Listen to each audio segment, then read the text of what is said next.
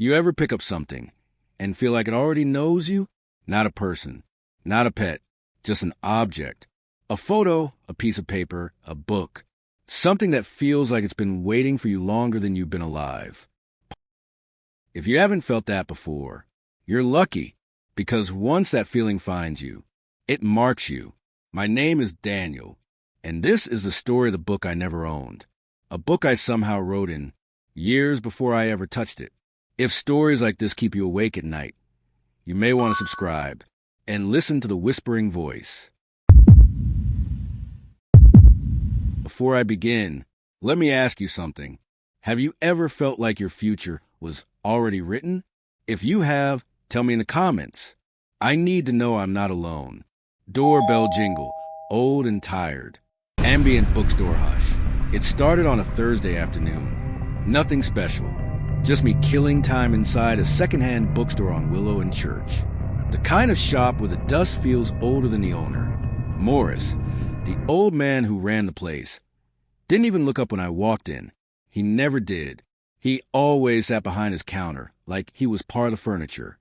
I headed straight to the back shelves, the forgotten ones, and that's where I found it. A thick, green hardback. No title, no author, just a faded burn mark on the cover, and a strange warmth to the touch, like someone had held its secons before I arrived. I should have left it there, but I didn't. I brought it to Morris and asked for the price. He looked at it, and his face drained. "You're buying that one," he whispered. I laughed it off. "Is something wrong with it?" He didn't answer. He didn't need to. His hands were shaking as he wrapped it, and he refused to touch it directly. I paid, stepped outside, and that was when, soft whisper, "Daniel." Someone whispered my name. I turned around. No one there. Just strangers walking by and cars passing. I tried to tell myself it was the wind, but it wasn't. That evening, I sat at my kitchen table and opened the book. The first thing I saw was my name, my full name, written neatly in the corner of the page. And the handwriting was mine, exactly mine. Same slant, same pressure, same little curve at the bottom of the L. I stared at it for way too long. Long enough that I almost convinced myself it was a coincidence. Until I turned to page 17 and saw this. You will read this note at 7:14 p.m. Thursday. I checked the time on my phone. 7:14 p.m. Exactly. Heartbeat begins, slow, steady. My skin went cold. My brain kept trying to explain it. Maybe I owned the book before. Maybe someone copied my handwriting. But I knew the truth. Even before the next page, the notes kept going. "You'll spill tea on yourself tonight. You'll hear a knock tomorrow morning. Don't answer it." I rolled my eyes, and an hour later, I spilled the tea. The next morning at 9:03 a.m., 3 knocks on door. I heard the knock. I checked the peephole. My neighbor, Mrs. Green, stood there smiling politely with a small package. I remembered the note. Don't answer it. But I opened the door anyway. She gave me the package, smiled, then just before she turned away, her smile disappeared. Her face went blank, empty, and she whispered, "You shouldn't have opened the door." The package she handed me? Blank. No label. No address. I felt sick. That night, the book changed. The notes weren't predicting anymore. They were talking to me directly. Stop opening the door to strangers. You're in danger. Keep reading. Don't trust a woman in apartment 2B. Apartment 2B was Mrs. Green. I slammed the book shut, shoved it into a drawer, covered it with a blanket. Didn't matter, because 2 days later, it wasn't in the drawer anymore. I searched the whole apartment. Kitchen, bedroom, bathroom, nothing. Then I walked past the kitchen table and froze. The book was sitting there, open, waiting. Page 73. A fresh line of handwriting. Stop trying to hide me. Deep, heavy bass rumble. I whispered, "What do you want?" The room shifted. The shadows felt heavier. The next page flipped on its own. "I want to show you what's coming." The lights flickered. Lights buzz, flicker. A door creaked open down the hallway. Slow, long, painful. Door creaked. I stared at the bathroom door. Wide open. When I knew I closed it. Then, soft whisper. Keep reading. A whisper from inside the darkness. I couldn't breathe. I couldn't move. But somehow, I listened. I stood there, staring at my bathroom door, trying to convince myself that I didn't just hear someone whisper, keep reading, from inside it. But I did, and the longer I stared, the more that crack in the doorway felt like an open mouth, waiting to inhale me. I didn't go closer. I couldn't. Instead, I backed into the kitchen, toward the book, toward the thing that started all of this. When I sat down, the page was blank except for one fresh line. Close the bathroom door. Sharp sting. My spine locked. I turned toward the hallway again. The bathroom door was now open wider. Just a few inches, but enough. Enough to show nothing but depthless black. And trust me, you know real darkness when you see it. The kind that isn't just lack of light, but lack of safety. I forced myself to walk toward it. Every step felt like I was inching toward my own grave. The air grew colder. Colder still when I pushed the door closed. Door clicks, and instantly, the temperature snapped back to normal. I exhaled shakily and returned to the kitchen table. The book wasn't blank anymore. Fresh ink gleamed across the page.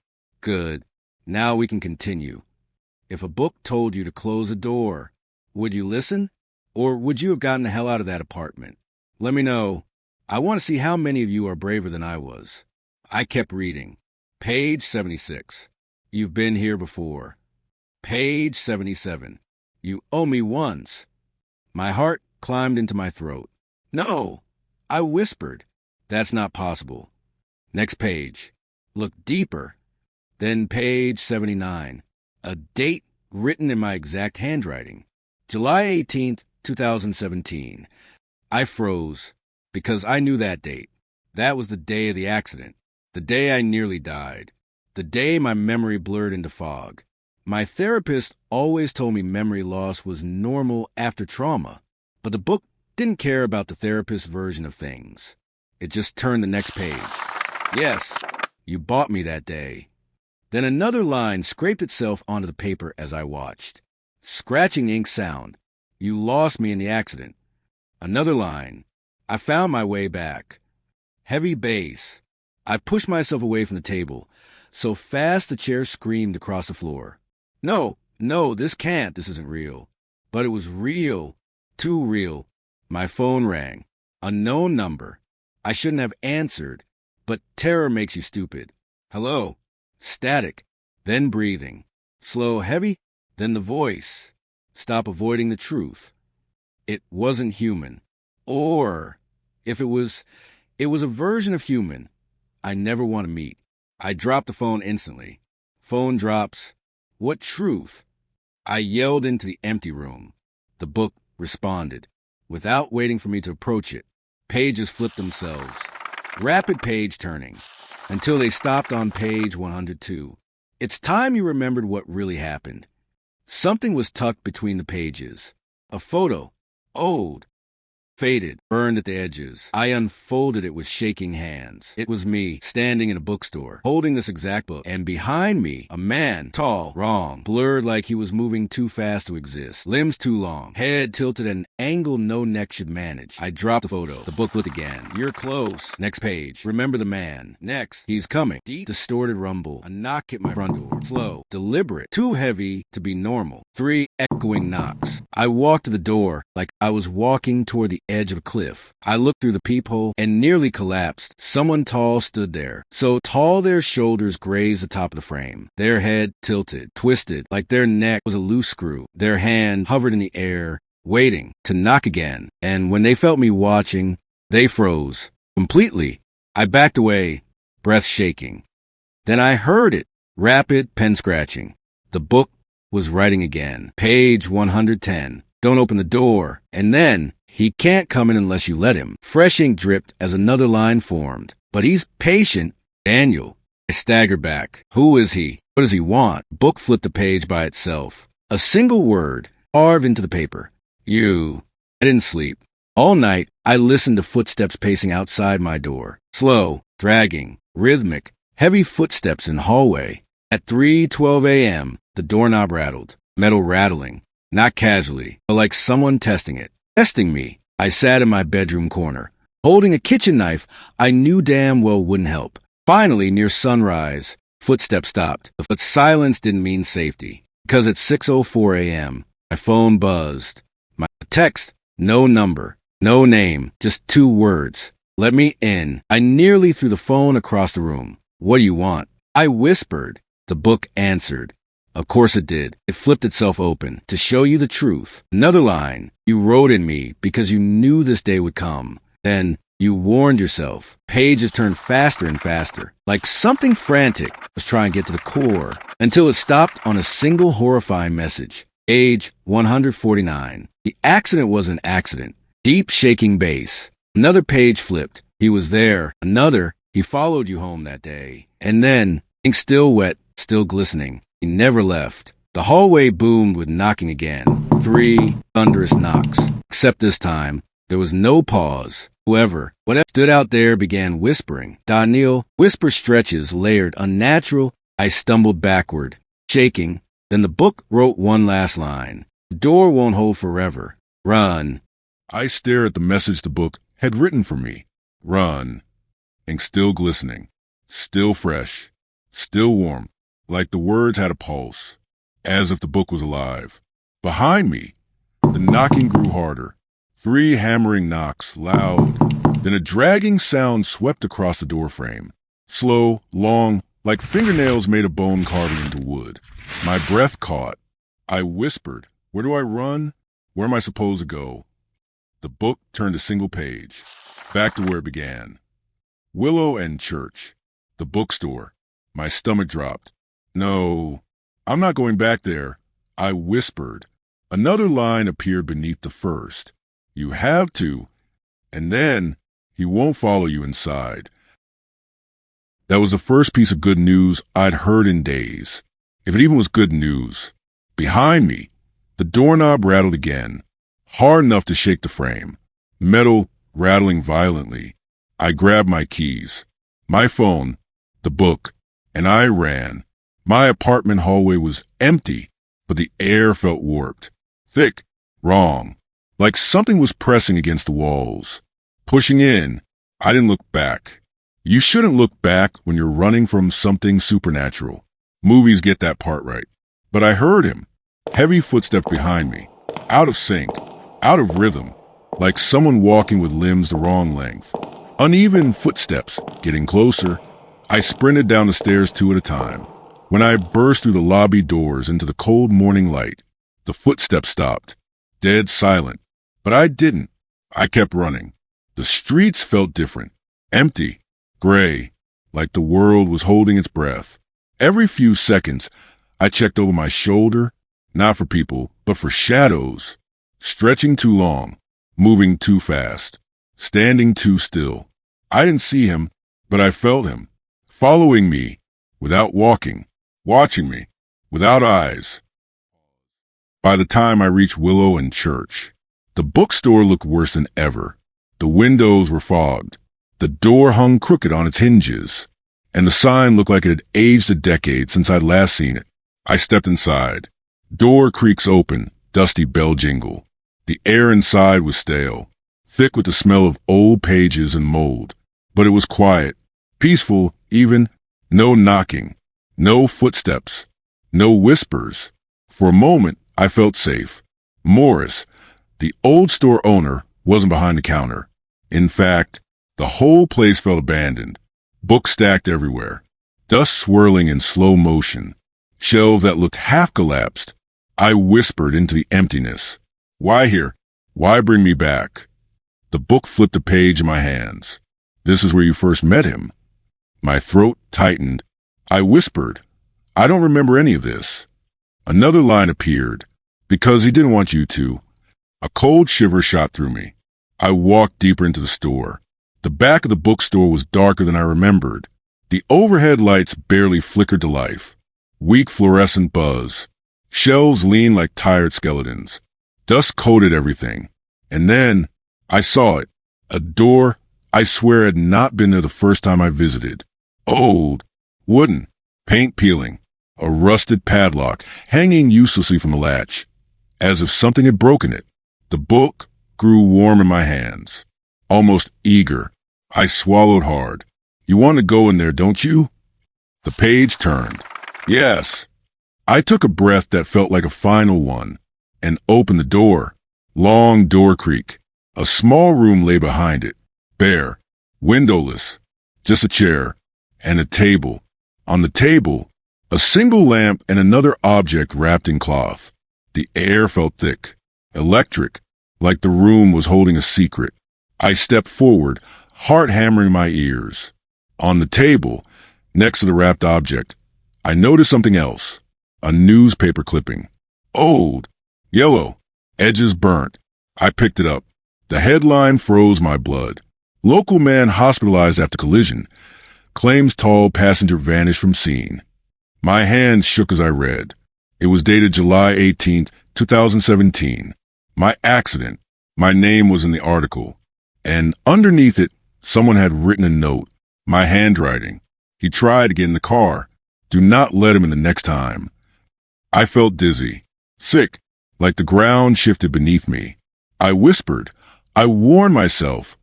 I looked at the cloth-covered object. My hands trembled as I unwrapped it. What I found inside should not have been possible. It was another copy, an identical copy, same faded green cover, same burn mark, same weight, but this one was charred around the edges, almost destroyed, as if someone had tried to burn it. The book in my hands turned a page. This was the original. Another page. You burned it. Another, to forget him. I felt my vision blur. My knees weakened. Oh, God. Another page. But he never forgot you. Deep bass pulse. The room suddenly felt smaller. The air colder. The shadows thicker. And then I heard it. From behind me. The door I came through, closing. Door slammed shut hard. I spun around and froze. He stood in the doorway. Tall, thin, limbs too long, neck slightly bent, a shape more than a man. His head almost brushing the ceiling. His presence made the corners of the room darken, like he was drinking in the light. I stumbled back. No, you can't be in here, the book said. I looked down at the page. Fresh words had appeared. He learned. My heartbeat pounded like a drum inside my skull. He took a step forward. The floorboards groaned under his weight. Another. I backed into the table, hands shaking uncontrollably. My voice cracked. What do you want from me? His head tilted, slowly, sickeningly, as if the question confused him. And then his mouth opened, not wide, not human wide, too wide, a slow, wet tearing sound. Skin tear sound cue. And he spoke in a voice that was not one voice, but hundreds layered together. You invited me. The book flipped another page violently, as if desperate. Words slashed across the paper. Read. So I did. My eyes raced across the page. You wrote in me because he was following you. You left messages for your future self. The accident wasn't random. He caused it. You survived by burning the book. But burning it let him in. I gasped. A last line appeared one stroke at a time. Finishing the story is the only way to end him. His footsteps pressed closer. I could feel him breathing, cold and damp, on the back of my neck. I whispered, How? How do I finish it? The book turned to its last page. Blank. No instructions. Just empty space. I screamed, What am I supposed to do? The lights flickered violently. Lights flicker, buzzing.